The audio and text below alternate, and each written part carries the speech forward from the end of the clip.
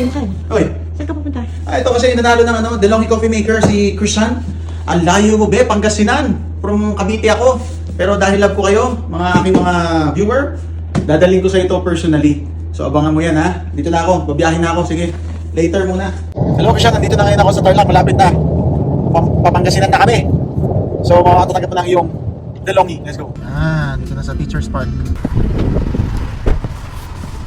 Inaantay na lang natin siya mga bunso. Ang layo. Nandito na kami sa Pangasinan. Ito na panalunan niya. Ikaw na ba?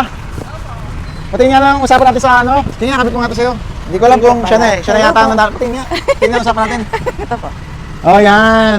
So ito na nga mga bunso, ang nanalo. Nasaan ba tayo? Anong lugar ba ito ngayon? Bayambang po, Pangasinan. Yun, Pangasinan. Bayambang Pangasinan. Isipin nyo, Shout out. galing pa akong Cavite. Congratulations. Ano bang ginawa mo? Bakit ka nanalo na ito? Follow, comment po, tapos share. Yan, like and share. Kawakan mo na yan. Ano kasi siya eh, papansin kasi siya sa sa mga nagpapapansin sa akin mga bunso yan. Okay, pag nanalo ka sa akin, sa Jack and Poy, bibigyan kita ng, pag nanalo ka, may 500 pesos ka. Ayan, so Jack and Poy, isa lang to. Galingan mo. Galingan mo. Ito, pick. Ayun, nadali niya. Oh, 500 pesos para sa iyo. Thank you.